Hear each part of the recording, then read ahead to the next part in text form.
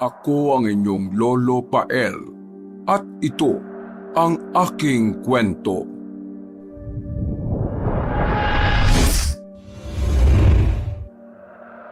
Uy! Kanina ka pa dito. Parang di maipintay yung mukha mo ah. May hinihintay ka ba? Siguro boyfriend mo, no? Ano ba pinagsasabi mo? Huwag ka nga makialam. Aba, Martha, umayos ka ah. Di ba usapan natin pareho tayong single hanggang sa makagraduate tayo? Wala naman kasi akong iniintay dito eh.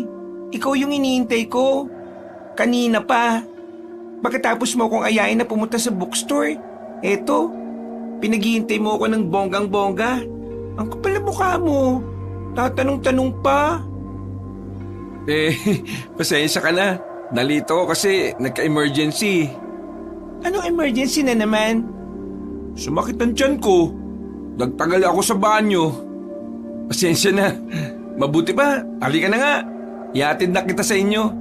Papagabi na't delikado na pag-ala-gala ka pa dito. Di na tayo tutuloy. Matapos ako magpaganda ng bonggang-bongga at paghintayin dito, di tayo tuloy. Seryoso ka? Babawi na lang ako next time. Kailangan na nating umuwi kasi di ba usap-usapan na may aswang na nagpapakita at nambibiktima ng mga gala sa gabi? Anong aswang na naman yan?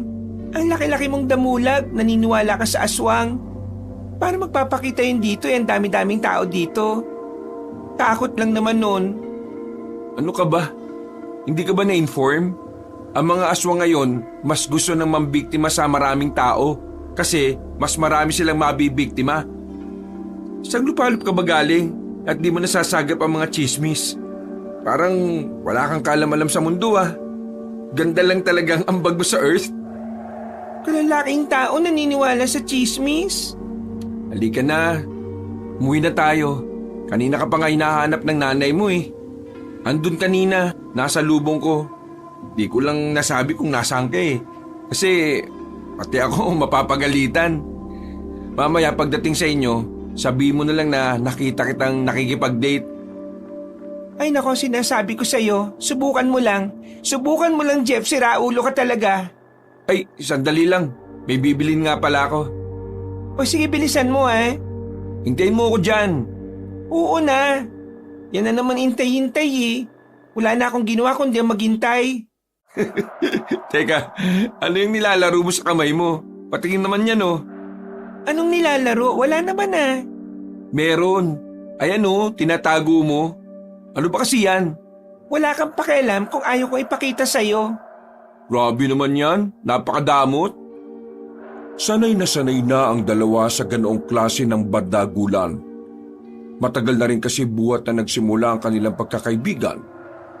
Makababata sila at tanging si Jeff lang ang naging kaibigan niya sa baryo nila. Pareho kasi sila ng hilig. Si Jeff ay 20 taong gulang samantalang si Martha ay 19. Pareho silang nag-aaral sa isang universidad bilang mga scholar. Kahit na di sila parehas ng course, palagi pa rin silang nagkikita. Naghihintay sila sa kanilang paglabas at sabay na umuwi sa kanilang baryo. Hindi na ba talaga tayo tutuloy? O sige, para di naman masayang niyang paghihintay mo, tuloy na tayo. Pero sa isang kondisyon, ipakita mo sa akin kung ano yung hawak mo. Bakit ba kasi napaka-big deal sa'yo to? Bakit ba kasi ayaw mo rin ipakita? Ay nako, siguro drugs yan no? Nagbabato ka ba? Hoy, manahimik ka nga dyan. Mamaya niyan may makarinig sa'yo, ma-issue pa ako at maalis ang scholarship ko. Pasaway ka talaga. Ang kulit mo naman kasi. Patingin na. Ilibre na nga kita ng paborito mong shawarma eh. Talaga? O tingnan mo to, ang bilis ng makarinig ng pagkain. At ay gutom. Oh, eto na. Dami pang sinasabi. Ha? Eto na yun? Oh, bakit? May problema? Nagbabato ka nga. Anong gagawin mo dito sa itim na bato? Pambabato ko sana sa'yo yan kung nahuli-huli ka pa ng dating. Akin na nga yan. Pambira kasi, pakialamero. Tara na nga, pumunta na tayo sa mall. Yung libre mo huwag mong kalimutan. Naknang, nadali mo ako dun ah. Yan ang napapalaan ng mga tsismoso at intrigero. Nagpatuloy ang dalawa sa kanilang pagbibiruan habang naglalakad papunta sa mall. Si Jeff na kanina pa nahuli sa usapan nila ay napangiwi at napailing habang nakatingin kay Martha. Makikita sa mukha ni Jeff ang pagkadismaya. Nakakunot ang kanyang noo niya. Pero pilit nang ngumingiti kapag napapatingin si Martha sa kanya. Wala siyang magawa ng oras na yon kundi ang mapabuntong hininga. Parang hindi makapaniwala na naisahan siya ng kaibigan. Pagdating nila sa mall, dire-diretso sila sa bookstore. Agad na sumabak si Jeff sa paghahanap ng libro, habang si Martha naman ay pabagsak na umupo sa isang upuan sa gilid. Nakaalalay ang siko sa mesa at nakapatong ang baba sa kanyang kamay. Napalunok siya ng hangin at napapikit saglit. Ilang minuto ang nakaraan, nakaramdam na ng pagkainip at gutom ang dalaga. Panay ang sulyap nito sa kanyang relo. Diyos ko, Jeff, ang tagal mo namang pumili. Napairap pa ito nang masulyapan ng lalaki na palakad-lakad pa rin sa pagitan ng mga estante. Nakapamulsa ang isang kamay at tabala sa pagtingin ng iba't ibang libro. Seryoso ang ekspresyon. Ang bihira naman talaga sa kaaryan tong lalaki na to. Oh. Ang tagal-tagal. Palagi na lang akong pinaghihintay. Inanay na naman ako sa kakahintay dito. Sa wakas, natapos din si Jeff. Nakangiti nitong nilapitan si Martha na noon ay pwede nang sabitan ng kaldero ang pinahabang nguso. Ang tagal mo naman. Ano ba kasi yung pinamili mo? Libro, malamang. Libro? Ang tagal mo. Yan lang ang nabili mo? Isang piraso? Seryoso ka ba, Jeff? Kulang pa ba to? O sige, wait lang. Pipili pa ako ng madami. Ha? Uy, sandali lang. Huwag ka nang bumalik. Talaga naman, oh. Kung babalik ka pa, baka kainin na ng malaking bituka tong small intestine ko. Sa tagal mong mamili ng libro. Ay naku, mabuti pa bayaran mo na yan sa counter. Ngayon na please, gutom na ako. Uy, huwag ka na magreklamo. Worth it naman yung paghihintay mo eh. Kasi maganda tong libro na napili ko. Pagkatapos ko itong basahin, ipapairam ko sa'yo. Tingnan ko nga yan. Tungkol ba saan to? Kwentong aswang yan. Ano? Bakit ka bumili ng ganito? Uy, astig daw ang kwento niyan, sabi ng isang kaklase ko. Kaya nga gusto ko talaga siyang bilhin eh. Kasi yan ang trend sa buong klase. Astig ang aswang sa'yo? Oo naman oh. Alam mo ba na tuwing nagbabasa ako ng ganitong libro, ini-imagine ko na kasali ako sa kwento. Minsan, ako yung bayanin na lumalaban sa aswang eh. Tapos minsan naman, kaibigan ko yung aswang. Kaibigan mo? Anong ibig mo sabihin? Para kasing totoo eh. Madali na lang sa akin ang mag-imagine kasi ikaw yung kaibigan ko. Apat loko ka. Sinasabi mo bang mukha akong aswang? Uy, di ako nagsabi niyan ha. Ay nako, uwi na ako. Bakit naman? Ikaw naman nagtampo ka naman kaagad. Nagbibiro lang naman ako eh. Uy, sorry na. Storyin mo mukha mo. To talaga, joke lang yun oh. Ang sensitive mo naman. Di ka naman mukhang aswang eh. Pero alam mo, kung aswang ka nga, ikaw ang pinakamaganda. Tumigil ka nga. Be careful what you wish for. Uy, English yun ha. Napailing na lang ang dalaga habang si Jeff ay tawa ng tawa. Halatang tuwang-tuwa sa pangaasar niya. Pero di nagtagal, napangiti na rin si Martha. Kahit paano, natutuwa rin siya sa kakulitan ng kaibigan. Sa kabila ng inis niya minsan, alam niyang ganito lang talaga ang lalaki. Masiyahin at mapagbiro. O sige na, bilisan mo na lang magbayad. Bago pa ako maging aswang at kainin kita. Sabay tawa nilang dalawa bago pumila sa counter. Pagkatapos magbayad, agad silang nagtungo sa bilihan ng shawarma. Pagkarating doon, mabilis na umorder si Martha at walang alinlangan na 2 shawarma agad ang ipinalibre kay Jeff. Na? 2 ka agad? Kaya ka nananabahan yan eh. Ang takaw mo eh. Aba, ngayon ka lang naman ng libre Kaya dapat sinusulit ko na. Hoy, sige na nga. Basta siguraduhin mo na mauubos mo yan ha. Ayokong nasasayang ang libre ko. Pagdating ng order nila, agad itong kinuha ni Martha at masayang sinimulang kainin.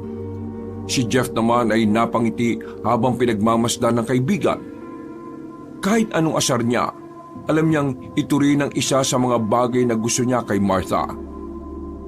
O ano, uwi na tayo. Maglalakad na lang tayo niyan ha. Wala na akong budget pamasahe sa jeep eh. Ano? Seryoso ka ba dyan? Oo nga, ubus na. Pero di ba, masaya naman yung habang naglalakad tayo kumakain tayo tapos nagkukwentuhan. Sa bagay. O sige, tara na. Para di ako masyadong gabihin at maboljak na naman ako ng nanay ko. O sige, ayos. Halos 2 kilometro lang naman ang layo ng kanilang lalakarin para makauwi. Kaya naman pumayag na rin si Martha. Isa pa ay sanay naman siya sa lakaran at di rin naman nakakatakot ang daan dahil sa mga oras na yon ay rush hour pa at marami pang tao sa labas ng mga kalsada. Habang naglalakad sila, nagsimula silang magkwentuhan tungkol sa mga bagay na pangarap nila sa buhay.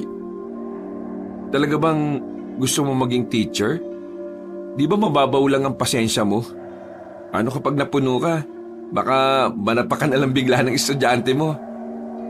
Ayoko talaga pero hello. Scholar lang ako no. Dapat pa ba ako mamili? Ang totoo niyan gusto ko talaga noong maging doktor. Kaso alam mo naman ang buhay namin. Mahirap tapos… Ayos lang yan.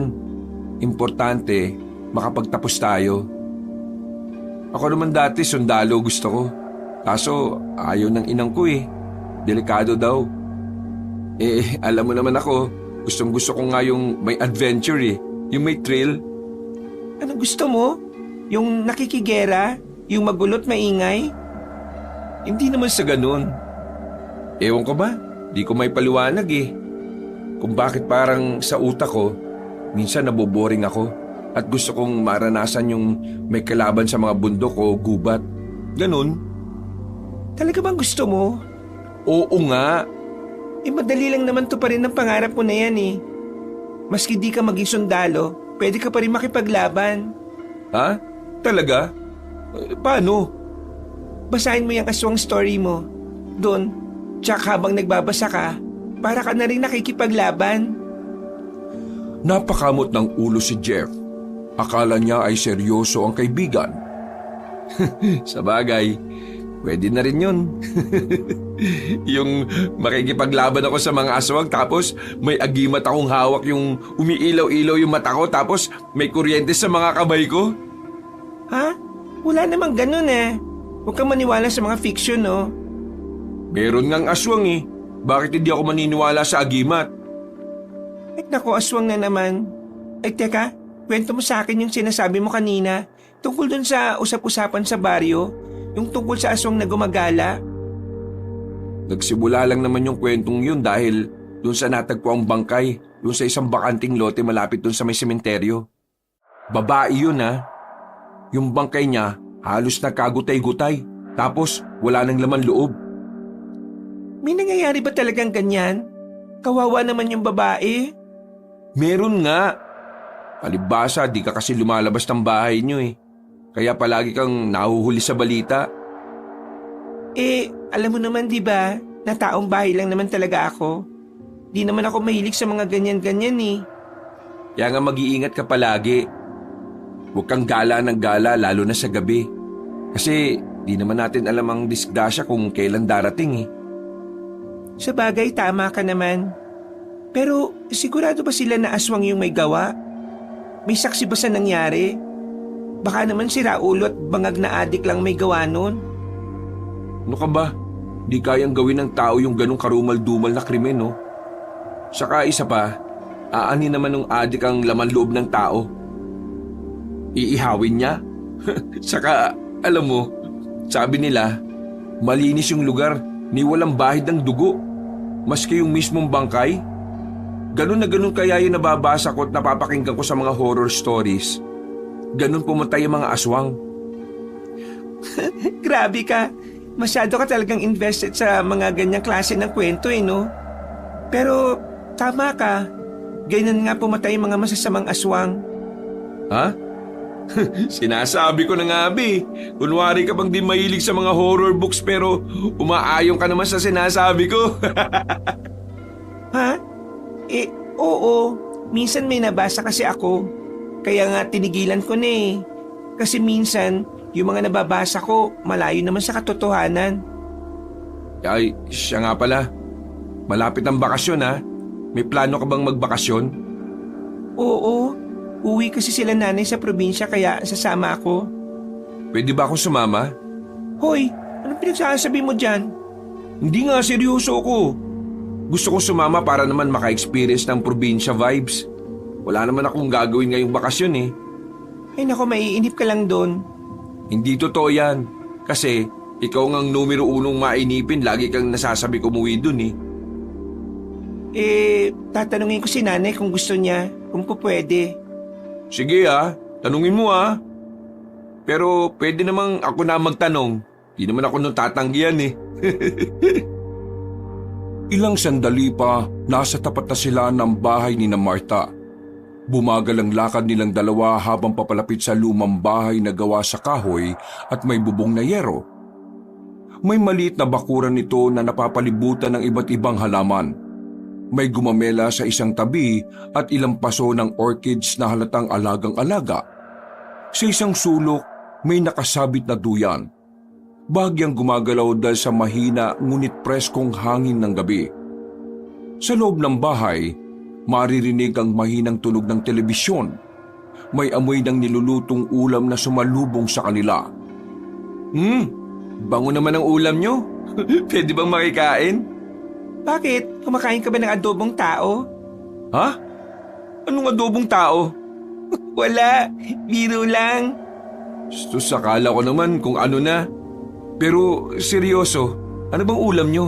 Mukhang masarap Adobo nga pero manok, hindi tao. Napailing si Jeff habang tumatawa si Martha.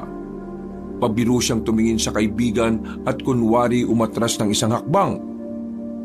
Uy, huwag ka nga makiagaw at siguradong kulang pa sa amin yung niluluto ni nanay no. Mabuti pa umuwi ka na rin. Baka mamaya ikaw makain ng aswang dyan. Ito talaga damot nito. Sige na, uwi na ako. Salamat sa paghatid Saka sa masarap na shawarma. Ingat ka. Chat mo ako pag nakauwi ka na ha. Kinabukasan, nagising si Martha nang biglang may kumatok sa kanilang bahay. Hinayaan lang niya ito ng una dahil iniisip niya na pagbubuksan na ito ng kanyang ina. Ngunit hindi huminto ang pagkatok. Agad siyang bumangon at lumapit sa pinto. Pagbukas niya ay bumungad sa kanya ang isang matandang babae na may gusot-gusot na damit at maruming muka. Matalim ito kung tumitig maski wala naman siyang ginagawang masama. Maya-maya ay bigla nitong sinabi na alam nito ang kanyang sikreto. Hindi man niya tahasang sabihin kung anong tinutukoy niya, malinaw ang kanyang ipinapahiwatig. May alam siya tungkol sa tunay na pagkatao ni Martha. Tahimik lang ang dalaga at di pinatulan na matanda. Nagbanta ang matanda sa kanya. Isang babala na maibubunyag din daw ang totoo. Parang baliw ang matanda. Walang pakialam sa mga taong naroroon at nakakarinig ng kanyang mga binitiwang salita. Matapos ang pananakot, agad siyang tumalikod at iniwan si Martha na nakatayo na hindi gumagalaw at tulala. Nang mahimasmasan, ay isinara na niya ang pinto at bumalik sa kanilang sala. Hindi pa man niya naiaayos ang sarili sa pagkakaupo, ay may kumatok uli.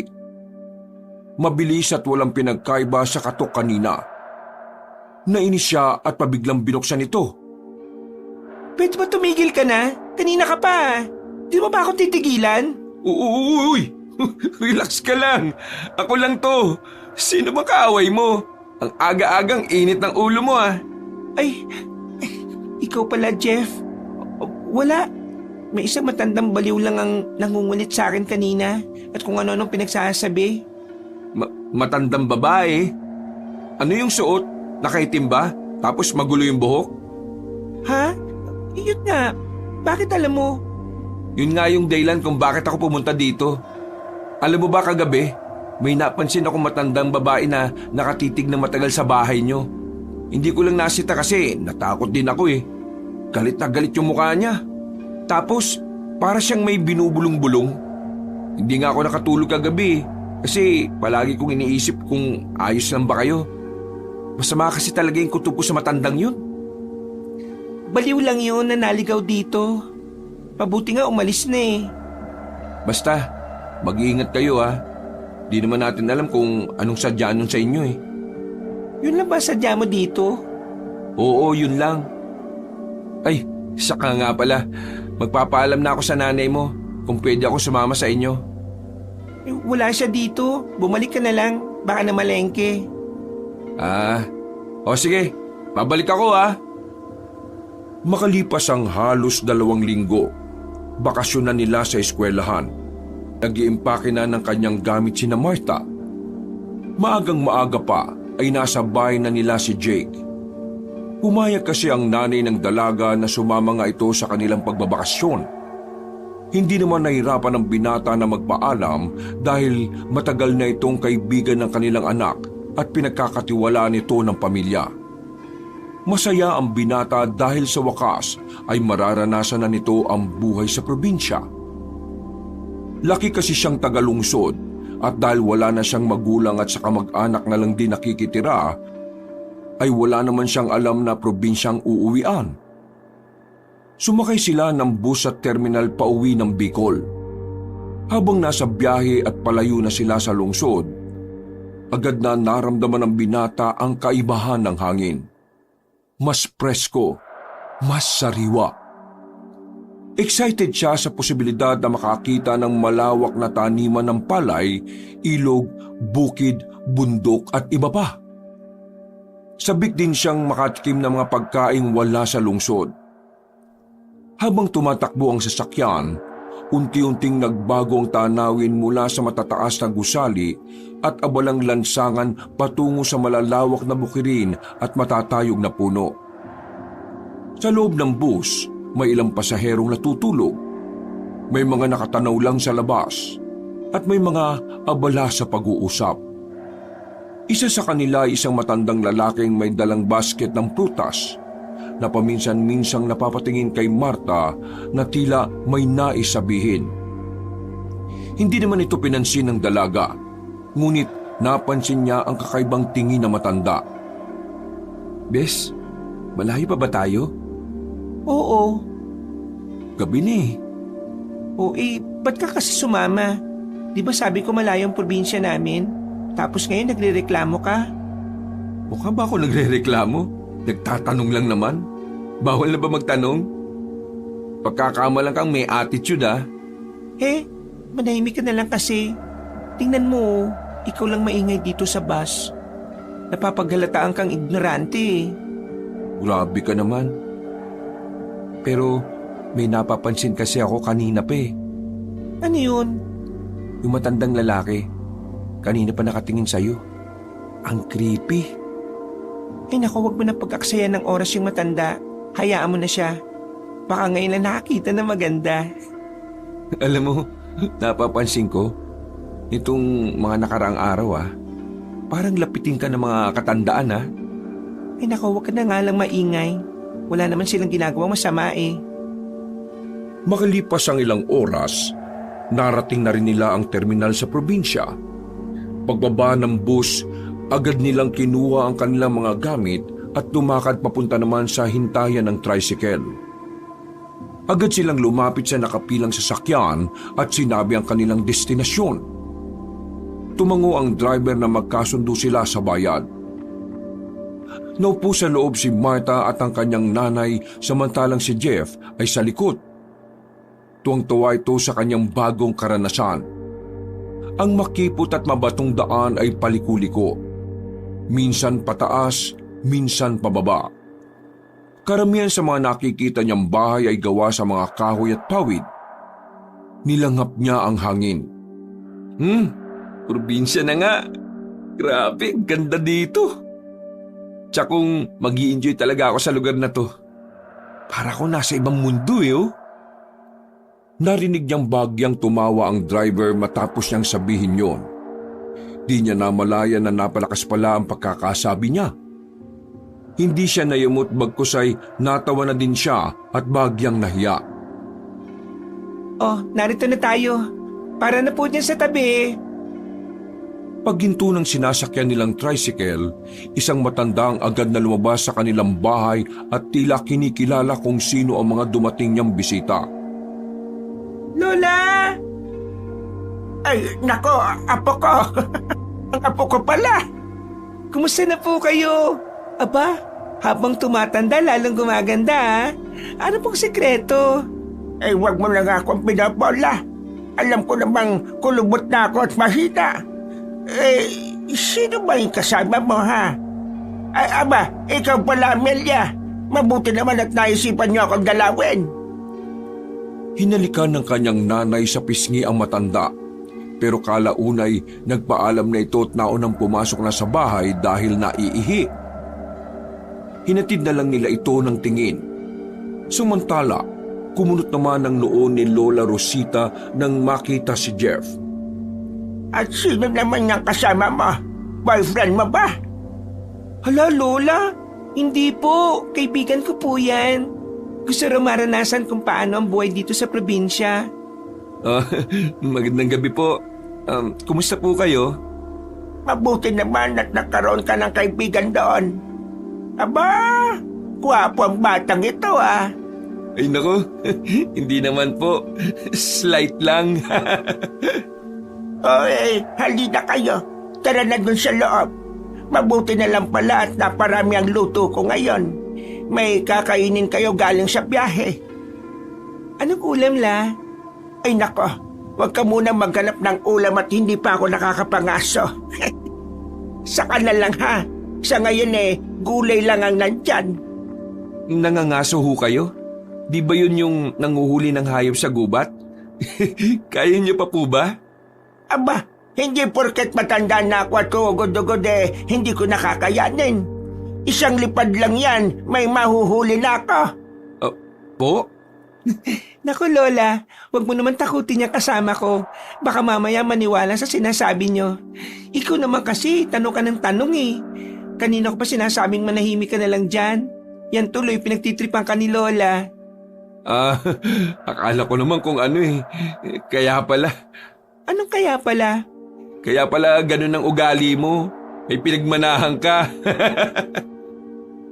Tabi na, wag na kayong maingay masyado. Tara na dun sa loob at baka kung anong magambala pa kayo dito. Ay, siya nga naman. O ano, tara na. Pagpasok nila sa loob ng bahay ay agad silang pinagkainan ng kanyang lola.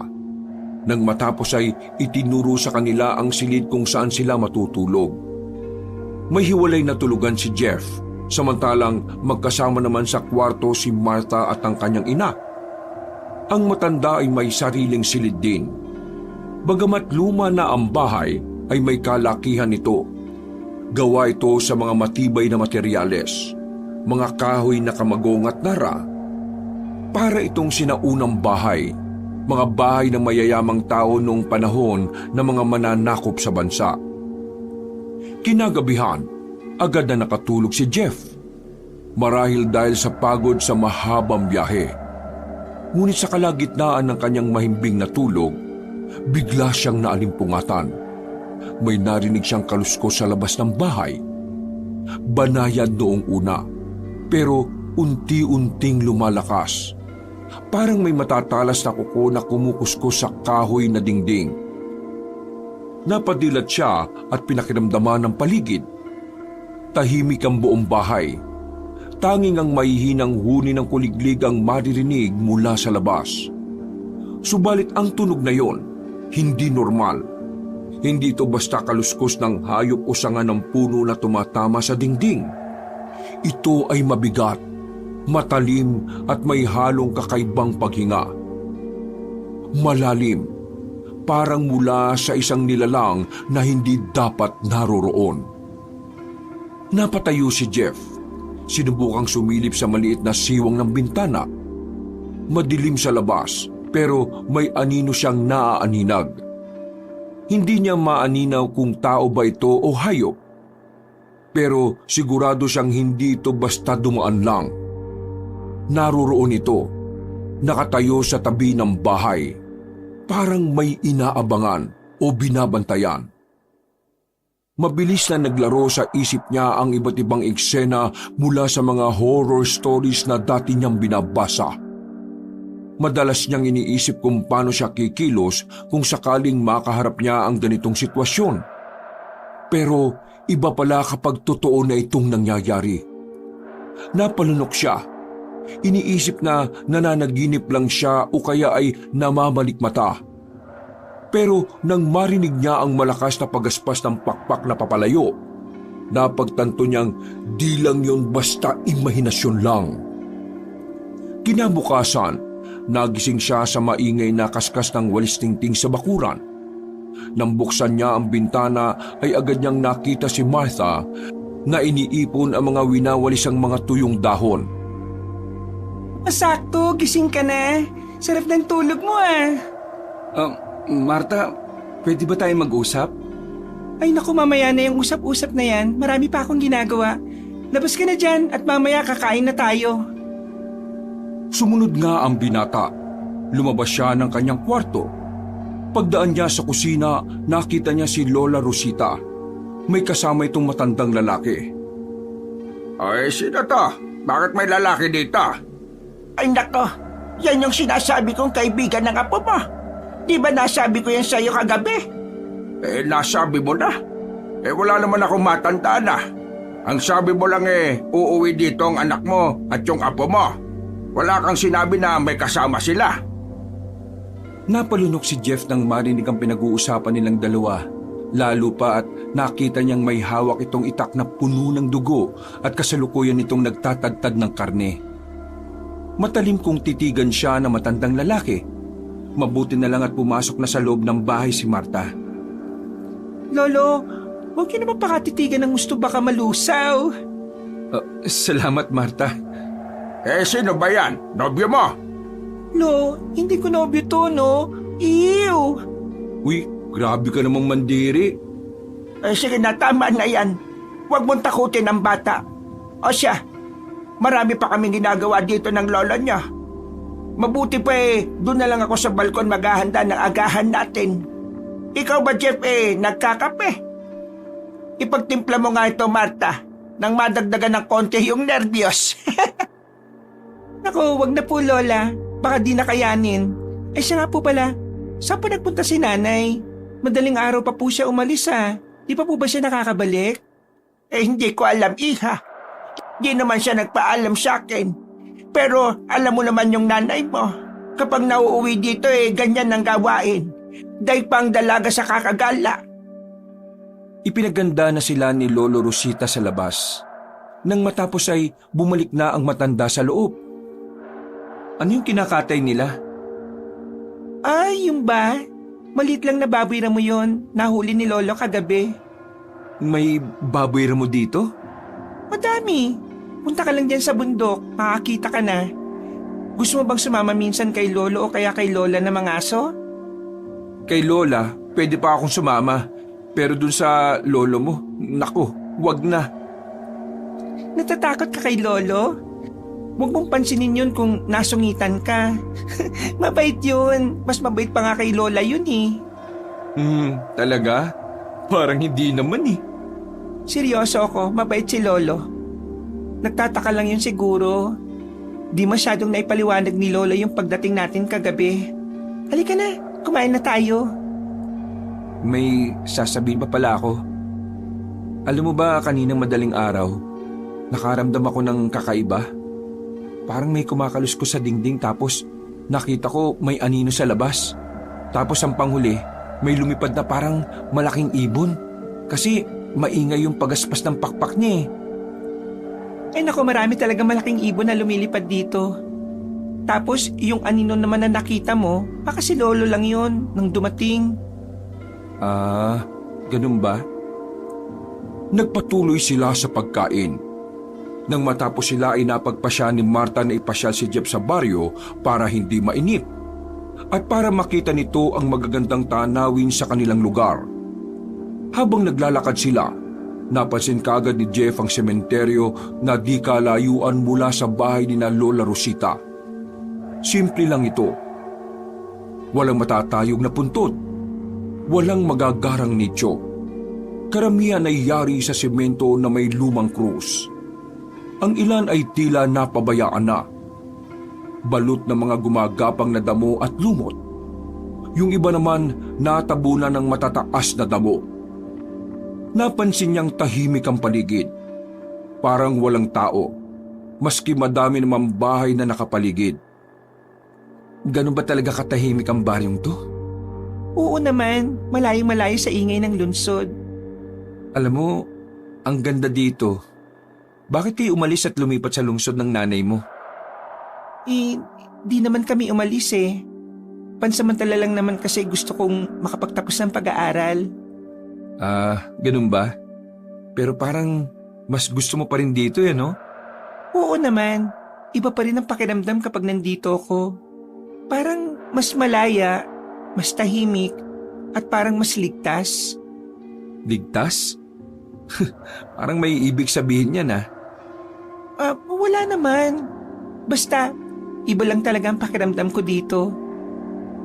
Saglit nang umiti si Marta, pero halatang may iniisip ito. Nagpatuloy sila sa paglalakad habang pinagmamasdan ni Jeff ang paligid. Mas lalo niyang napansin kung gaano kasimple pero maaliwalas ang baryo. Hindi tulad ng sa lungsod na puno ng sasakyan at ingay. Dito ay tanging huni ng ibon, kaluskos ng dahon at mahihinang yabag ng kanilang mga paa ang maririnig. Sa kanilang paglalakad, nadaanan nila ang isang lumang bahay na tila abandonado na. May nakabukas na bintana, walang tao. Napahinto siya saglit at tumingin kay Marta. Marta, may nakatira pa ba dyan? Wala na. Matagal nang walang nakatira dyan. Bakit parang ang eerie ng dating? Parang may nakatingin sa atin Ay nako, maraming kwento ang baryong to, Jeff. At ang ilan, mas mabuting hindi mo na lang malaman. Nagkatinginan sila sandali bago nagpatuloy sa paglalakad. Pero kahit pa lumayo na sila, hindi pa rin maalis sa isip ni Jeff ang malamig na pakiramdam na dulot ng lumang bahay. Hanggang sa di niya napigilan ng lumingon. May naaninag siyang anino sa bintana. Nagtago ito nang makita siyang tumingin. Sabi ko na may tao Takbo! Ha? Anong sinasabi mo? Bago pa man matapos ni Marta ang sasabihin niya, hinili na siya ni Jeff at mabilis silang tumakbo palayo sa lumang bahay. Ramdam ni Jeff ang bilis ng tibok ng kanyang puso habang panay ang lingon niya sa likuran. Pilit inaaninag kung may sumusunod sa kanila. Jeff, ano ba? Sino ba nakita mo? Hindi ko alam, pero sigurado kong may aninong gumalaw sa loob ng bahay. Parang may nakatingin sa atin kanina. Tapos bigla siyang nagtago nang lumingon ako. Baka naman alikabok lang yun o anino ng puno. Hindi, Marta. Tao yun. O baka hindi lang basta tao. Napahinto sila sa isang kanto kung saan kita ang isang malaking parte ng gubat sa lugar. Ang ganda talaga dito Oh, huwag mo sabihin na may kwento din ng gubat na yan. Alam mo, kakabasa mo yun ng kwentong kababalagan Yan ang napapala mo. Wala yan, gubat lang yan. May daan dyan pataas sa bundok. Bakit alam mo? Nakapunta ka na ba dyan? Hindi pa. Kwento lang. O tara na, umuwi na tayo. Napagod ako sa pagtakbo. O sige na, mabuti pa nga. Tara na. Umaga, araw ng Biyernes, ikalawang araw ng kanilang bakasyon. Narinig ni Jeff ang isang sigaw sa di kalayuan. Agad siyang lumabas ng kanyang kwarto at hinanap ang kanyang mga kasama. Nakita niya sa sala si Marta at si Lolo Alvin na seryosong nag-uusap. Magandang umaga po. Ay, gising ka na pala, Jeff. May narinig akong sumigaw na parang umiiyak. Ano pong nangyari? May natagpuan patay sa may sementeryo. Sino? Anong nangyari sa kanya? Hindi pa malinaw ang detalye pero sabi nila parang wala na namang lamang loob yung bangkay. Sigurado ako, Apo. Nagsisimula na naman silang sumalakay. Ha? Sino po? Alam mo, maupo ka muna dito. Makinig ka na lang, huwag ka nang tanong ng tanong. Nakakairita eh. Ang init naman ng ulo mo, ang aga-aga. Eh paano hindi ako maiinis? Visit kasi yung mga yun eh. Ayaw manahimik. Gusto palaging gulo. Nakakainis na. Minsan na nga lang ako umuwi dito, ganyan pa yung ginagawa sa mga tao. Hindi natin maiiwasan yan, Apo. Alam mo na, kapag kumakalamang mga sikmura, siguradong kakain. Kumunot ang noo ng binata. Hindi niya maunawaan ang pinag-uusapan ng maglolo. Naguguluhan siya pero natatakot siyang magtanong lalo na't napansin niyang parehong mainit ang ulo ng dalawa. Hindi talaga ako nagkakamali na bumalik na naman ang mga yan. Baka nalaman na nandito ka. Ang lakas naman ng pang-amoy nila. Nakakabili ba? Ilang araw pa lang ako dito eh. Alam na kagad yan ng mga aswang. Aswang? May aswang dito? Hindi lang basta may aswang, iho. Matagal na silang nandito. Napalunok si Jeff. Hindi siya sigurado kung nagbibiro lang si Lolo Alvin o seryoso ito. Bakit parang ang kalmado nyo lang? May pinapatay na nga tapos chill-chill lang kayo? Sanay na mga tao dito, Jeff. Hindi tong unang beses. Alam ng karamihan na may mga nilalang na hindi natin nakikita. Pero hanggat hindi sila direktang nanghihimasok sa buhay namin, hindi na lang namin pinapansin. Ha? Ganun na lang yun? Basta di silang nabibiktima, wala silang say? Wala silang pakialam? Bakit ganun? Dahil wala namang may kayang puksain sila. Kaya wala kaming magawa kundi mag-ingat na lang. Tumayo si Lolo Alvin at naglakad papunta sa isang lumang aparador. Binuksan niya ito at may kinuha sa loob. Isang maliit na bote na may lamang likido na parang langis.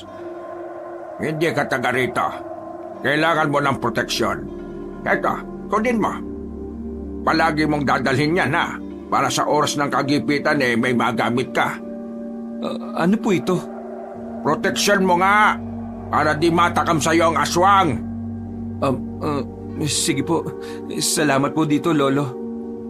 Alam mo, noong panahon namin, nung hindi pa ipinapanganak si Marta, marami ng aswang. May isang buong baryo ng mga aswang noon na pinuksa at pinatay. May dalawang uri kasi sila. May mabubuti at may masasama. Nang matalo ang mga masasama, kakaunti na lang ang natira sa kanila. Dahil doon, mas naging agresibo sila sa paghahanap ng mga maaaring pagmanahan para dumami ulit sila. Iibig niyo pong sabihin, may mga masasamang aswang pa rin ngayon? Sila po ba yung pumapatay? Pero bakit po sila pumapatay? Balak nilang palabasin ang tagapagmana ng mga aswang. Gusto nilang tapusin ang matagal ng laban sa pagitan ng mabubuti at masasamang aswang. Alam nilang may natitira pang mabubuti. At kung mapapatay nila ang mga yon, sila na maghahari sa buong bayan. Napalunok si Jeff sa narinig. Kaya ikaw, iho, mag-iingat ka dito, ha? Hindi ka pwedeng lumabas ng bahay na mag-isa. Huwag kang pupunta sa baryo o sa ibang lugar na hindi kasama si Marta. Mas mabuti nang kasama mo siya para walang magtangkang gumalaw sa'yo. Lo, ano naman pong magagawa ni Marta kung may sumalakay sa akin? Baka pareho pa kaming mapahamak. Alam niyo namang matatakotin ako eh. Kung ganyan ka, paano na lang kung maging kayo ng apo ko? Hindi mo siya mapoprotektahan? Ay nako, iho. Sa panahon ngayon, hindi ka pwedeng matakot. Kapag natakot ka, mas gugustuhin ka nilang kainin o saktan. Kaya kung matatakot ka lang, aba, hindi kita papayagang ligawan ng apo ko. Napanganga si Jeff. Hindi niya alam kung matatawa o mas lalo pang matatakot. Napakamot na lang siya ng batok. Nakita naman niyang umirap sa kanya si Marta. Narinig nilang muli ang sigaw mula sa labas.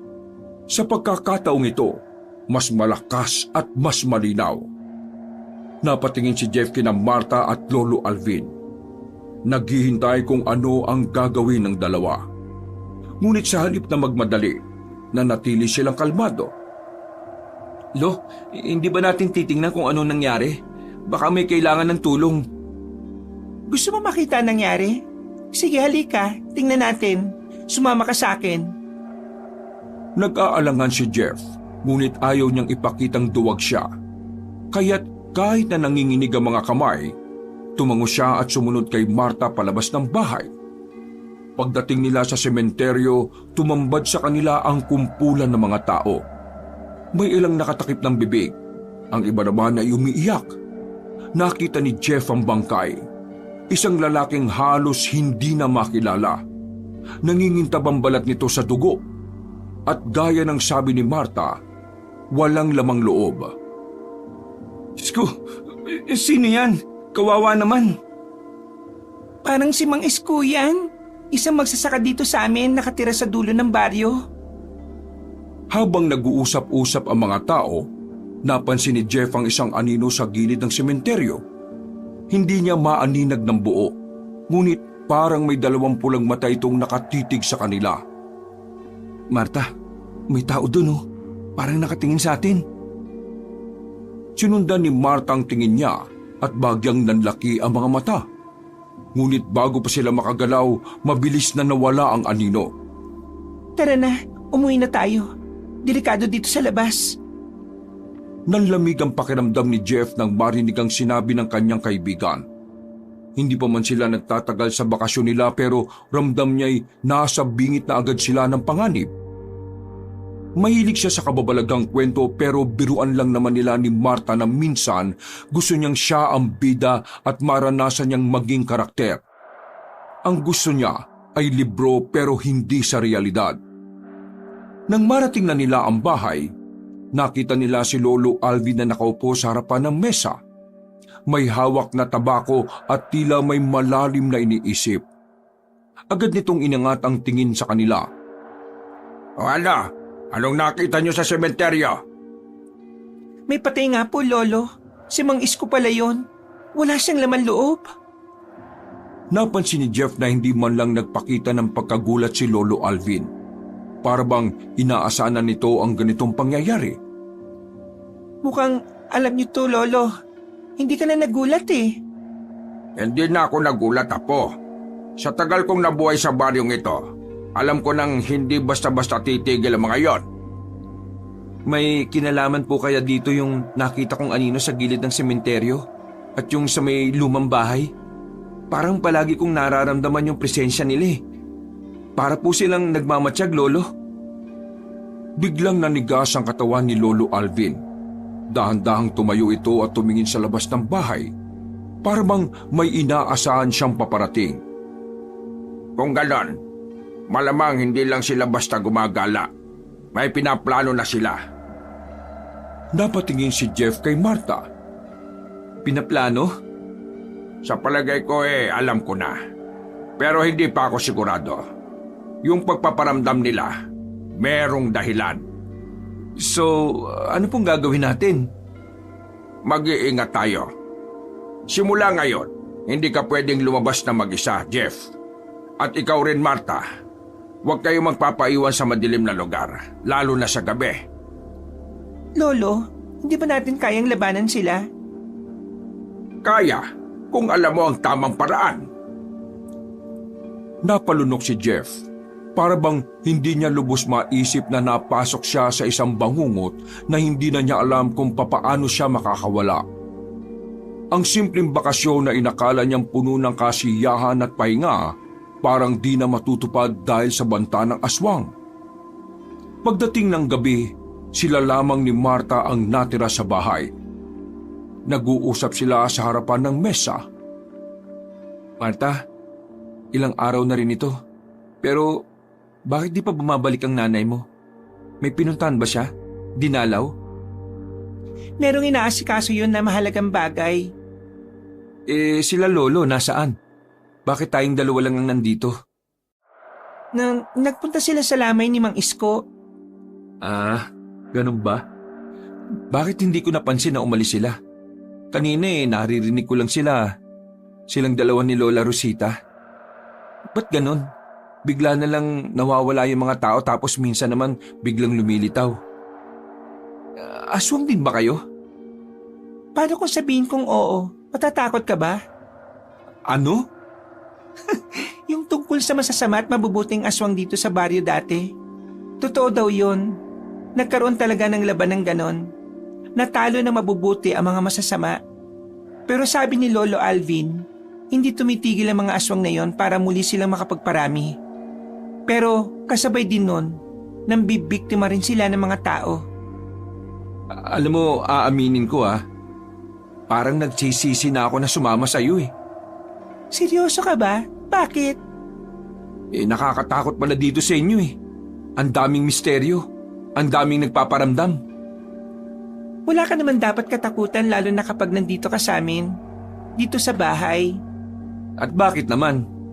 Kasi ang bahay na ito, may proteksyon laban sa mga masasamang nilalang. Hindi sila basta-basta makakapasok dito. Pwera na lang kung pagbuksan mo sila at patuluyin. Paano nyo ginagawa yun? Si Lolo, isang dating albularyo. Nagretiro na nga lang ngayon kasi matanda na raw Ayon ng payagan ni Lola. Talaga? Kaya pala, ang dami kong nakikita mga weirdong bagay dito sa bahay niyo. Shh! Parinig ka ni Lolo, lagot ka. Paano kung may makapasok? Ang kulit. Hindi nga sila basta-basta makakapasok dito. Pero ano? Pero kung magkamali tayo, kung may isang mali lang tayong nagawa, baka hindi na natin abutin ng umaga. Biglang may kumalubog sa labas ng bahay. Napapitlag si Jeff. Ha? Ano yun? Huwag kang gagalaw. Pareho silang natigilan. Nakikiramdam sa paligid. Isa pang kalabog. Parang may kumuluskos sa labas. Tapos ay biglang may kumatok ng malakas. Nanlaki ang mga mata ni Jeff. Halos sumuksok na sa likod ni Marta. Sino yan? Huwag ka matakot. Bakit? Pagbuksan mo ako! Si Lolo Alvin? Hindi si Lolo Alvin yan. Ha? Anong ibig mo sabihin? Narinig mo ang sinabi ko, Jeff. Huwag kang magbubukas ng pinto. Jeff! Ako ito! Pagbuksan mo ako! Dito ka lang, sisilipin ko. Huwag na. Aalis din yan. Hindi nagpapigil ang binata. Tumayo ito at pumunta sa may bintana. Bahagya niyang binuksan ito at sumilip sa labas. Kita ang pinto. Lumapit na rin si Marta sa kanya at tumabi. Oh, ano nakita mo? Hindi agad nakasagot si Jeff. Tumingin siyang mabuti sa paligid. Ngunit wala siyang makita. Ang tanging naroon ay ang madilim na bakuran, ang iilang punong nyog, at ang lumang duyan na bahagyang gumagalaw sa ihip ng hangin. Tapos, napansin niya ito. Sa gilid ng bakuran, sa may likuran ng isang malaking puno, may aninong nakaupo sa lupa. Tila isa itong malaking aso, pero may kakaiba rito. Masyadong matangkad para sa isang normal na aso. Ang mga mata nito ay kasimpula ng dugo. Kumikinang sa dilim at nakatitig sa bahay nila. Aso? Patingin? Pero hindi isang aso ang nakita ni Marta. Isang nilalang na may malataong anyo ang katawan. Pero merong matutulis na pangil at kuko. Baluktot ang katawan at ang bibig ay naglalaway. Mapulang-mapula ang mga mata. Isarado na natin to. Baka malaman niyang sinisilip natin siya. bigla siyang maging agresibo. Halika na, matulog na tayo. At sa palagay mo, makakatulog tayo sa lagay na to? Pilitin mo. Kailangan mo maging malakas, Jeff. Kung gusto mo pang makauwi. Huwag mo naman akong takutin ng ganyan. Natatakot na nga ang tao eh. Akala ko ba gusto mo maging sundalo? Gusto mo ng adventure? Bakit ngayon parang nawawala ang tapang mo? Hanggang salita ka lang pala eh. Hindi ah. Joke ko lang naman yung sinabi kong natatakot ako eh. Char! O sige na. Promise, Habang aalis din pilit yan na maya-maya. pinapakalma ni Marta ang kanyang kaibigan, narinig nila ang kaluskos na tila papalayo na. Wala na ba? Wala na siguro. Di ba sabi ko naman sa'yo aalis din yan? Salamat naman kung ganun. O tara na, matulog na tayo. Kailangan natin magpahinga. Kahit na siguro tumango si Jeff, wala na rin naman silang magagawa sa gabing yon. Ngunit bago pa sila makapasok sa kwarto, isang napakalakas na sigaw ang pumailan lang sa hangin. Nanlamig ang katawan ni Jeff. Si Marta naman ay mabilis na napalingon sa bintana. Ano yun? Galing sa sementeryo. Bigla silang natahimik at nagkatitigan. Hindi na nila kailangan magsalita uli. Pareho nilang alam na may nangyari na namang hindi maganda. 2 linggo ang nakakaraan. Parang unti-unti na ring nasanay si Jeff sa mga nararamdaman at nakikitang kakaiba sa baryo. Maski kapag sumasapit ang gabi ay bigla siyang naalimpungatan sa mga kaluskos at kalabog na kanyang naririnig, ay hindi na lang siya nagpapaapekto dahil iniisip niya palagi ang sinabi ni Marta. May proteksyon ang bahay na matatanda. Nagtiwala siyang di sila maaano sa loob ng bahay. Pero isang gabi, may narinig siyang nagbubulungan. Parang nag-uusap sila sa paraang hindi niya dapat mapakinggan. Naglakad siya ng dahan-dahan at inilapit ang kanyang tenga sa pinto. Narinig niyang nag-uusap si Marta at ang kanyang lola. Dahil sa kuryosidad, nakinig siya sa usapan ng dalawa. Walang kaalam-alam sina Marta at Lola Rosita na may nakikinig na sa kanila. Akala ko ba'y nakausap na ng nanay mo mga walang hiyang yon? Bakit di pa rin sila tumitikil? Ano ba talaga kailangan nila? Ang sabi ni nanay, ako daw po kailangan nila. Ikaw? Bakit ka naman nila hahanapin? Ano kailangan nila sa'yo? Hindi naman po literal na ako yung hinahanap nila, Lola. May iniingatan akong bagay na gusto nilang makuha noon pa. Hindi po ba nasabi sa inyo ni nanay yun? Teka, wala akong maalala, iha. Nasa akin ang itim na bato. Ang mutya ng mga aswang, Lola. Ang bagay na matagal na nilang hinahanap noon pa. Diyos ko, paanong napunta sa'yo yon? Bakit nasa'yo? Naalala niyo po nung nagkaroon ng labanan dito noong bago kami lumuwas ng lungsod? Yung engkwentro kung saan namatay si tatay? Lola, bago siya namatay, nakuha niya yung mutya na nagbibigay ng kapangyarihan at lakas sa mga masasamang aswang. Nako po, hindi maganda ito. Kaya nga po, Lola, hindi nila pwedeng mabawi ito. Manganganib tayong lahat. Ang mga tao, madadami sila sa away natin. May alam na kaya sila na nasa iyo yan? Hindi ho ako sigurado pero palagi pong may nakamanman dito. Mabuti na lang at malakas ang proteksyon na inilagay dito ni Lolo. Hindi sila agad makasugod. Tama ka. Hindi nila pwedeng makuha ang bagay na yon. Mabilis silang nakakapagparami kapag napasa kamay nila ito. Ingatan mo yan. Kami na ang bahala sa kanila. Magtutulungan kami ng lolo mo para tuluyan na silang maubos. Para matigil na ang kasamaan nila. Mabuti pa'y umuwi na kayo bukas. Isama mo na si Jeff. Hindi siya dapat nandito.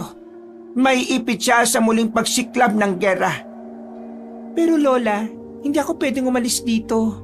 Malapit na po ang kabilugan ng buwan. Kung aalis ako, sinong gagabay sa akin? Sino maglilinis ng aking dugo? Ay, oo nga ano. Bakit ko ba nakakalimutan ng ganyan kaimportanteng bagay? Takang-taka si Jeff sa kung ano ang pinag-uusapan na maglola. Pero alam niya na sa sarili niyang merong itinatago ang kaibigan niya at ang pamilya nito. Pero kahit na ganoon, handa siyang tanggapin kung ano man ito dahil simula pa lang ay mabait na ito sa kanya. Dahan-dahan siyang bumalik sa kanyang kama at nahiga. Pero bigla siyang nagulat nang makitang biglang bumukas ang pinto ng kanyang kwarto. Gising ka pa? Hindi, kagigising ko lang. Bakit ba? Bakit ka nandito sa kwarto ko? May kailangan ka ba? Uy, hindi maganda ang gising. Ang sungit Ikaw naman kasi ugali mo ng gugulat eh. May kapangyarihan ka ba ng teleport? Ewan ko sa'yo. Tinitingnan ko lang kung ayos ka eh. Concern na nga lang masusungitan pa.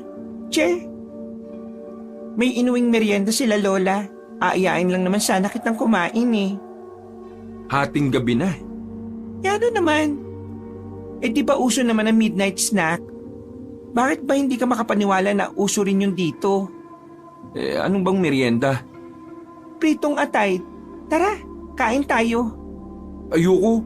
Mas gusto ko na lang matulog, no? Talaga ba? Masarap yon, promise. Baka gusto mong tikman. Ayoko nga eh. Okay. Pero kung nagutom ka punta ka lang doon. Ay, siya nga pala. Nitong mga nagdaang araw, may napansin ako sa'yo. Bakit parang ilag ka na sa akin? May nagawa ba akong hindi mo nagustuhan? Napansin ko rin lang na parang galit ka palagi. Kung sinasabi mo. Di naman Ang totoo nga niyan nasasanay na rin ako paunti-unti siya nga pala, kailan ba tayo babalik sa lungsod? Malapit na. Konting araw na lang, Jeff. Pagkatapos ng kaarawan ko, uuwi na tayo. Ha? Birthday mo? Di ba kailan ka lang nag-celebrate ng birthday mo? Ano yun? 2 beses ka sa isang taon ni pinanganak? Hindi naman. Pero 2 beses talaga ako nagsi-celebrate ng birthday ko. Yung isang kaarawan ko talaga. Tapos, yun naman kung kailan ako nasali sa grupo ng... Grupo ng... Mali, hindi grupo. Binyag ko pala. Yun ang paghahandaan ko sa mga darating na araw. Ay nako, ang weird ha. Alam mo, pag nagsisinungaling ka, tingin ko sa'yo, lalo kang gumaganda Huwag ka palagi magsisinungaling kasi baka ma-inlove ako sa'yo. Uy, ano yun? Seryoso ko. Kung ayaw mo magkagusto ako sa'yo, itigil mo na yung pagbubulid mo ng mga kwento. Ay nako, maiwan na nga kita kung ano-ano mga sinasabi mo. Umalis si Marta. Naiwan ng lalaki ng nakatulala. Hindi siya makapaniwala na magagawa niyang sabihin yon kay Marta. Alam niyang matagal nang maganda ang babae, pero habang lumilipas ang mga araw, habang nasa probinsya sila sa paningin niya, tila lalong kumikinang ang ganda nito. Sinubukan niyang ipikit ang kanyang mga mata, pero bigla uli siyang napamulat ng kanyang mga mata nang marinig ang malakas na mura ni Lola Rosita. Galit na galit ito. Bumangon siya at dahil sa narinig, alam niyang tila may kinakausap sa labas ang maglola. Agad siyang lumapit sa bintana at sinilip kung ano ang nangyayari. Ganun na lang ang kanyang gulat nang makitang napakaraming aswang sa bakuran. Narinig niya ang boses ni Marta. Umuwi na kayo. Wala dito hinahanap nyo. Wala kayong mapapala dito. Napakuyom ng kamao ang isang aswang. Sinusubukan nitong lumapit sa pinto pero hindi nito magawa. Wala kang magagawa kung ano man ang gusto namin. Mas mataas pa rin kami sa'yo. Isa ka lang hamak na aswang at walang kapangyarihan na pumatay ng kapwa mo mga aswang. Mas malakas pa rin kami sa'yo. Biglang bumukas ang pinto at nakita niyang lumabas si Marta. Ang tanga-tanga talaga ng babaeng to. Bakit siya lumabas? Pagkakita sa kanya ng mga aswang, naging agresibo ang mga ito sa kanya. Nagsimula silang sumugod at tangkang saktan si Marta. Muntik nang mapasigaw si Jeff. Pero sa unang pagsugod nila, nabigo na sila kaagad. Nagulat sila na tila ba bigla na lang may kung anong kakaibang nangyari kay Marta, na naging dahilan kung bakit karamihan sa mga aswang ay biglang nanghina. Nasa kanya mo dyan ng Reyna! Nanlaki ang mga mata ni Jeff. Nalilito siya sa mga nakikita at naririnig. Nag-alala siya sa maaaring mangyari lalo pat di pa dumarating ang matandang lalaki. Naisip niyang wala silang laban kung sakali. Pero may kakaibang lakas na ipinapakita si Marta. Kahit sa kanyang paningin ay ordinaryong tao lang naman ang mga ito. Isa ka lang mababang uri ng aswang! Ibalik mo sa amin ang mutya! Ibalik mo ang mutya ng aming reyna! Doon na naging malinaw sa kanya ang lahat. Wala ni kahit na anong isang tao ang naroroon bukod sa kanya. Umalis na kayo dito. Kung di kayo aalis, mapipilitan akong ubusin kayong lahat. Walang nagawa ang mga aswang kundi ang lumayo. Alam nilang di nagbibiro ang dalaga sa sinabi nito. Alam nila ang kakayahan ng mutya. Pero bago sila umalis, pinagbantaan nila ito na gagawin nila ang lahat para mabawi ang kanilang mutya. Umalis ng silid si Jeff at kaagad na kinastigo ang kanyang kaibigan. Kailan mo sasabihin ng totoo sa akin, ha? Narinig mo ba? Natural! Hindi naman ako bulag at mas lalong hindi naman ako bingi. Mapayapang naupo ang dalaga sa may gilid ng lamesa. Tinitigan niya si Jeff. Nakita niyang seryoso ito na parang hinihintay ang kanyang sasabihin. Wala ka ba talagang balak na mag-sorry? Ano ba akala mo sa akin? Hindi nakakaintindi? Totoo pala lahat ng biro mo sa akin na isa kang aswang. Kaya mo ba ako dinala dito? Para maging biktima ninyo? Kakainin niyo ba ako? Hindi ka namin kakainin. Sino nagsabi sa'yo niyan? Saka, ano nga aminin ko? Hindi naman ako aswang. Hindi pa. Hindi pa? Oo. Pero magiging aswang pa lang. Bakit bigla kang napasimangot? Ang totoo niyan, ayaw niyang maging aswang. Pero wala siyang magagawa kasi yon ang nakatadhana sa kanya. Di pa namin alam kung anong dugo ang mananaig sa kanya. Ano pong ibig niyong sabihin? Ang dugo ni Marta ay espesyal tulad ng kanyang ina. Kalahating aswang at kalahating dugo ng albularyo. Pero sa nalalapit na pagsapit ng bilog na buwan, maglalaban ang dalawang dugo na yon. Pwede siyang maging aswang o manatili bilang isang tao. May posibilidad na hindi siya maging aswang. Oo. Pero umasa na kami noon sa nanay niya. Mas malakas pa rin ang dugo ng pagiging aswang kesa sa dugo ng kanyang ama. Aswang din ang nanay mo, Marta? Paano kami nabubuhay sa lungsod? Yun ba ang tanong mo? Oo. Paano? Dahil hindi naman kami kumakain ng tao. Hindi rin kami uhaw sa dugo o sa laman ng sariwang karne. Para lang kaming tao. Pero kapag dumarating ang bilog na buwan, hindi nila mapigilan ang pagbabago ng kanilang anyo. At yun ang mangyayari sa akin kapag nanaig ang dugo ng pagiging aswang ko. Pero nakita ko kanina may kakaiba kang lakas. Kaya mong patumbahin ng mga aswang na yun. Bakit hindi mo pa sila pinatay? Hindi pwede. Wala akong karapatang pumatay ng aswang. Mas magiging madali na ang transformation ko kapag ginawa ko yon. Ayaw ko maging katulad nila. Gusto ko ng malinis na dugo. Gusto ko manatili sa panig ng mga mabubuting aswang. Sana nga. Teka, hindi ka nagalit? Hindi ka takot? Hindi. Bakit naman ako matatakot? Bakit nga hindi? Kasi naipaliwanag nyo na ng maayos sa akin. Ang dapat kong katakutan ay yung mga aswang na gustong-gustong sumugod dito. Teka.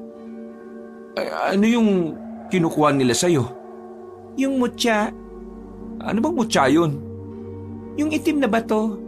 Nakita mo na yun. Nung inaya mo akong pumunta sa bookstore minsan. Ano? Yung bato na yun? Bato ng aswang yun? Hala! Huwag mo nakatakutan yon. Hindi naman nun magagawang manakit ng tao. Pwera na lang kung mapupunta sa mga masasamang aswang to. Ang kapangyarihan ng mutya ay nakadepende sa kung sino ang may hawak. Pero alam mo bang totoo naman na sa kanila ang bato? Pagmamay-ari ito ng kanilang reyna. Ang pinakamalakas na aswang na nabuhay dito sa baryo. Kaya dapat di talaga mapunta sa kanila yan. Hindi naman nila to makukuha ng sapilitan dahil pwede ko tong gamitin laban sa kanila. Nagpatuloy sila sa pag-uusap. Si Lola Rosita nagtimpla ng kape para sa kanilang dalawa at kinuha ang pritong atay. Iniharap sa kanila. Kumain ka para mawala ang nervyos mo. Oh, bakit ganyan ka makatingin sa atay? Atay ng baboy yan, no? Huwag kang ang ano dyan. Sigurado ka ah? Sabi ko na eh, iniisip mong atay ng tao to eh. Ay, siya nga pala, Jeff. Ayoko madamay ka sa gerang nakaamba dito. Okay lang bang ihatid na kita bukas sa terminal? Umuwi ka na.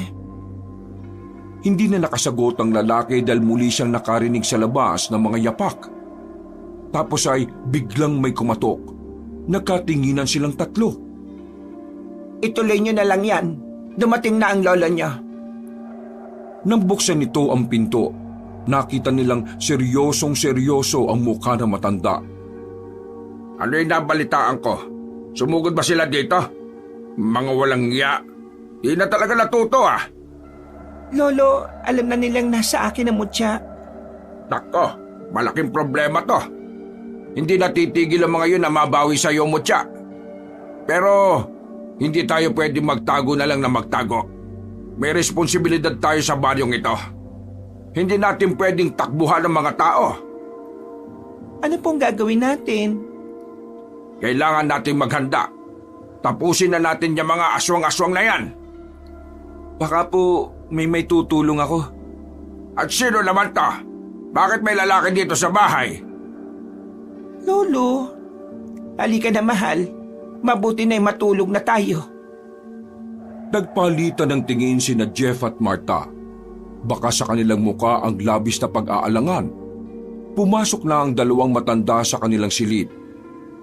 Pagpasensyaan mo na si Lolo ah. Ito mga nakaraang buwan daw talaga napansin ni Lola na parang minsan naging makakalimutin na siya. Ayos lang yun. Pero paano yun? Lalabang kayo sa mga masasamang aswang? Kakayanin niyo ba? May mga kasama kami, Jeff.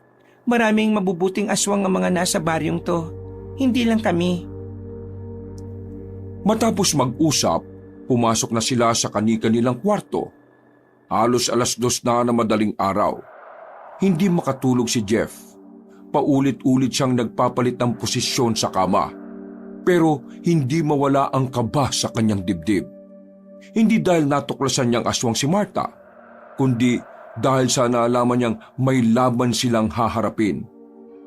Naalala niya ang sinasabi ng kaibigan noon, "Be careful what you wish for."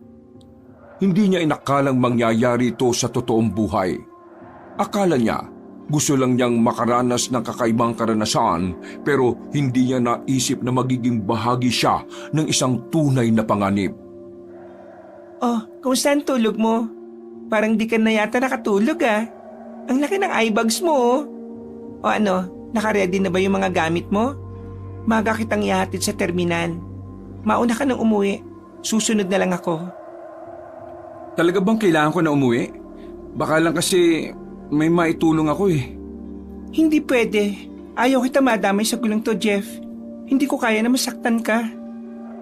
Bakit? Concern ka pala sa akin? Malamang, kaibigan kita eh. Saka ako nagdala sa'yo rito. Kailangan buo kang makabalik sa lungsod. Yung mga pangarap mo, kailangan mong tuparin. Teka sandali lang ah. Bakit para ka namang namamaalam na sa akin? Hindi pwede yan. Uuwi ako kung ipapangako mong makakasunod ka rin kaagad sa akin. Tulad mo, hindi ko rin kaya masaktan ka. Kasi, mahal kita. Mahal? Naputo lang sasabihin ni Marta. Bagyang nalaki ang kanyang mga mata. Hindi niya inaasahan ng diretsang pag-amin ni Jeff sa kanya.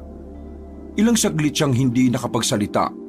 Samantala, ramdam naman ni Jeff ang matinding kaba habang hinihintay ang sagot ni Marta. Jeff, seryoso ka ba? Oo. Alam kong hindi ito ang tamang panahon para sabihin ko to. Pero ayokong umalis nang hindi mo nalalaman. Sa totoo lang, ayaw kitang iwan dito. Hindi yung ganun kadali. Hindi mo naiintindihan ang sitwasyon namin. Hindi mo alam kung gaano sila kalakas. Hindi lang buhay ko nakasalalay dito kundi buhay ng ibang baryo. Hindi ka dapat madamay dito. Alam ko, pero hindi ko kayang umalis nang wala kang kasiguraduhang ligtas ka. Kaya kong lumaban, Marta. Tumalikod si Marta.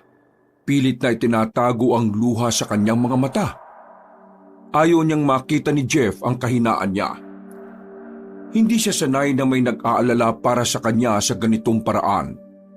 Sa buong buhay niya, siya lagi ang nagpapakatatag para sa iba. Hindi mo kailangan gawin to. Mas mabuting bumalik ka na lang sa lungsod. Sa buhay na wala kang iniisip na panganib. Paano kung mas piliin kong manatili rito? Paano kung mas gusto kong lumaban kasama ka?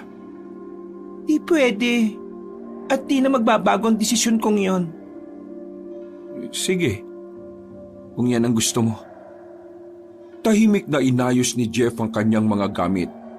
Nagpaalam na rin siya sa mga matatanda at tulad ni Marta, sang-ayon din ng mga ito na umuwi na ang binata upang di madamay sa gulo.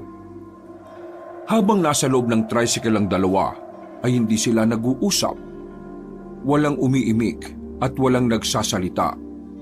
Hanggang sa makarating sila sa terminal ng bus.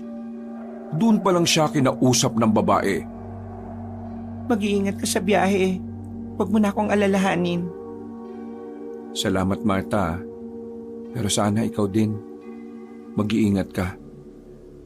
Hihintayin kita, ha? Wala nang ibang nasabi pa si Marta. Tumalikod ito at mabilis na lumakad palayo. Nakatitig lang si Jeff hanggang sa tuluyang nitong maglaho sa kanyang paningin. Nang umandar ang bus, naramdaman niyang may mali. Parang kinakabahan siya na matindi. Pakiramdam niya ay tila may masamang mangyayari.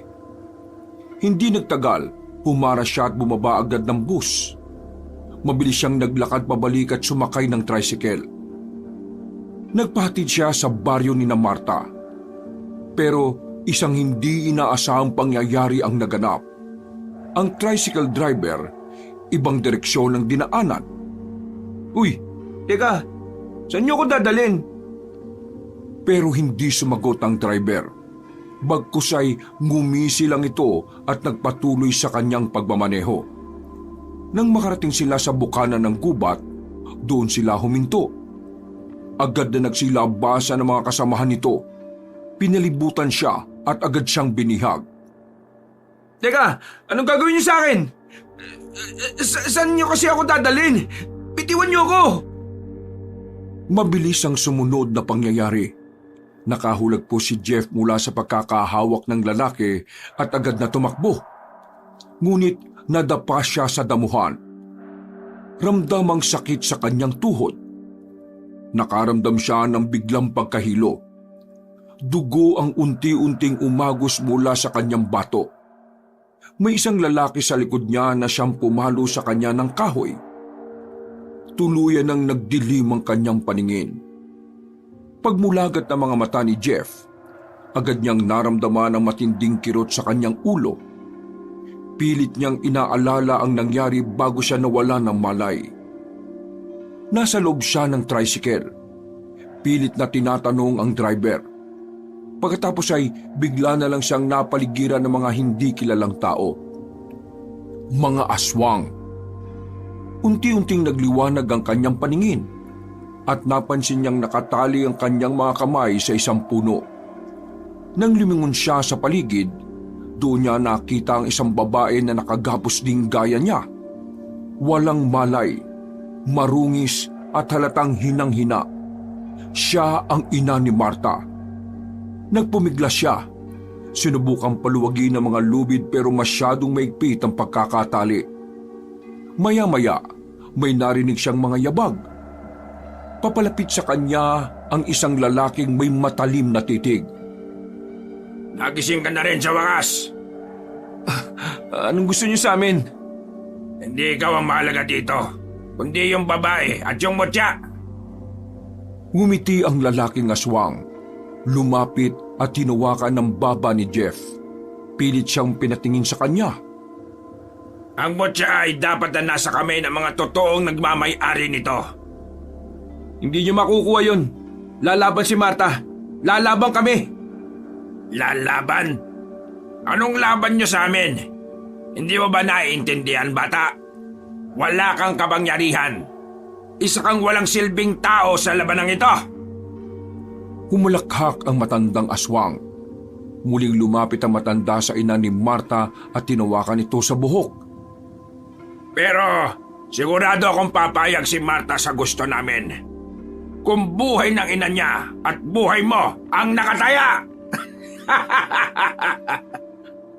Mga ayop kayo! Pakulan niyo ako dito! Mga duwag! Hindi na sumagot ang lalaking aswang. Bagkos ay tumawa lang ito ng tumawa hanggang sa nawala na ito sa paningin niya. Sumapit ang gabi at sa kabilugan ng buwan, nagsimula ng gumalaw ang kampo ng mga mabubuting aswang. Tahimik silang pumasok sa loob ng kagubatan. Ngunit nang makarating sila sa kuta ng kanilang mga kalaban, natigilan si Marta. Napalitan ng matinding takot at galit ang kanyang tapang nang makita niya si Jeff at ang kanyang ina. Nakagapo sa isang malaking puno, nanghihina at tila nawawalan na ng lakas. Ang mga sugat sa kanilang katawan ay patunay na hindi sila pinakitaan ng awa. Nay! Jeff! Bakit ka nandito? Ang alam mo ba'y matatalo mo kami? Sigurado akong papayag kang ibigay ang gusto namin kung buhay ng ina mo at buhay ng lalaking ito ang nakataya. Inabot ng aswang ang buhok ng kanyang ina at sinabunutan. Nag-apoy sa galit si Marta. Nakatayo lang siya sa harapan nila at di siya nakapag-isip ng tamang dapat gawin. Ang magkabilang kampo ng mga aswang, nagsimula na silang maglaban. Ngunit sa pagkakataong yun, para kay Marta, isang laban ang mas higit na mahalaga. Ang mailigtas si Jeff at ang kanyang ina bago pa mahuli ang lahat. Habang nagpupumigla si Jeff sa pagkakagapos, nakapa niya ang isang maliit na bote ng langis sa kanyang bulsa. Ang langis na ibinigay sa kanya ni Lolo Alvin. Naalala niya ang sinabi ng matanda na sa oras ng kagipitan magagamit niya ito na proteksyon laban sa mga aswang. Kahit hirap ay sinikap niyang mabuksan ito at mabuhusan ng kanyang mga palad. Biglang umatras ang ilang aswang na malapit sa kanya. Ano yan? Anong ginagawa mo? Hindi makalapit sa kanya ang mga aswang para silang di makahinga kapag nalalanghap ang amoy ng langis. Agad sinamantala ng binata ang pagkakataon upang muling subukang kalagi ng tali at nagtagumpay siya. Marta! Nakatakas ako! Napalingon si Marta at agad na gumalaw. Sinunggaban ng lalaking aswang na may hawak pa rin sa kanyang ina. Sinipa niya ito ng malakas, dahilan upang mabitawan ng matanda. Jeff, dali mo si nanay sa ligtas na lugar! Agad na inalalayan ni Jeff ang ina ni Marta at sinimulang tumakbo palayo. Ngunit hindi pa sila nakakalayo nang biglang humarang sa kanilang isang aswang na may mahaba at matutulis na kuko. Mabilis na kinuha ni Jeff ang natitirang langis at itinapon ito sa aswang. Agad itong napatras at napahiyaw sa sakit. Mistulang nasusunog ang balat nito. Habang patuloy ang matinding sagupaan sa gubat, nakahanap ng pagkakataon si Marta upang makalapit sa pinuno ng mga masasamang aswang. Hawak niya sa kanyang palad ang itim na mutya. Ang mutyang sinasabing may kapangyarihang sumunod sa tunay na layunin ng may hawak nito. Hindi niyo kami matatalo! Hindi niyo ako mapapatay tulad ng ginawa niyo sa Reyna! Umalulong ito ng malakas bago sumugod kay Marta. Ngunit sa pagkakataong yon, habang hawak niya ang mutya, binigyan siya nito ng lakas at bilis ng isip at katawan. Inihanda niya ang sarili at ang sibat niyang hawak. Nang tuluyang makalapit ang lalaking aswang, nagawa ni Marta na may tutok ang matulis na sibat sa dibdib nito. Narinig sa gubat ang malakas nitong huling sigaw. Nang tuluyang humupa ang labanan, unti-unting lumitaw ang unang liwanag ng umaga. Ang ilang natitirang kalaban ay nagsitakas, ngunit wala nang babalikan ang kanilang lahi. Pagod ngunit ligtas, nagtagpo sina Marta at Jeff. Nagkatitigan sila ng ilang sandali bago lumapit ang lalaki at binigyan siya ng isang maigpit na yakap. Tapos na ang laban? Tapos na. Kaso, Kaso ano? Apo, nako, buti naman at ligtas kayo. Napatay niyo ba ang mga kalaban? opo Lola, wala nang gagambala sa katahimikan ng baryo. Yung ibang nakaligtas, hindi na po babalik ang mga yon. Abay, mabuti naman. Ikaw, kumusta? Alam mo na ba kung ano ka? Malungkot na tumango si Marta. Dahil sa nakitang yun ni Jeff, nakaramdam siya ng kaunting kaba at panghihinayang dahil kahit alam niyang posibleng maging aswang talaga si Marta, nanalangin siyang sana'y hindi tuluyang maging aswang ang babaeng mahal niya.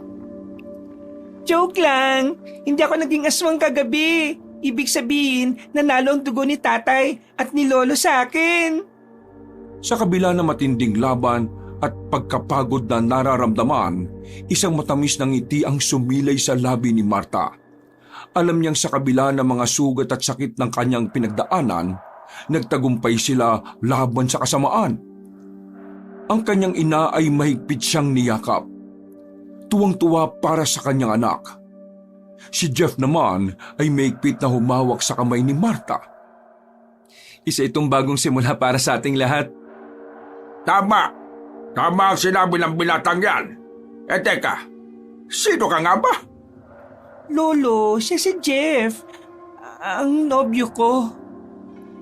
Napakunot noo si Lolo Alvin at saglit na tinitigan si Jeff mula ulo hanggang paa. Nobyo ba? Abay, kailan ka pa natutong magkagusto, apa? Akala ko'y aswang lang ang gusto mo.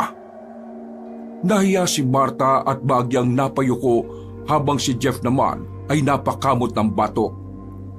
Napatingala sila sa papasikat na araw na simbolo ng paparating na bagong umaga at bagong simula para sa kanilang lahat. Ang kanilang baryo ay muling magiging tahimik. Pagkalipas ng ilang taon, parehong nakapagtapos sina Jeff at Marta bilang mga guro. Kalaunan, nagpakasal sila at namuhay ng masaya at simple. Wala nang bakas ng anumang uri ng karahasan o aswang sa kanilang buhay. Tanging kapayapaan at pagmamahal ang nanaig sa kanilang pamilya. Wakas! Ako ang inyong Lolo Pael at ito ang aking kwento.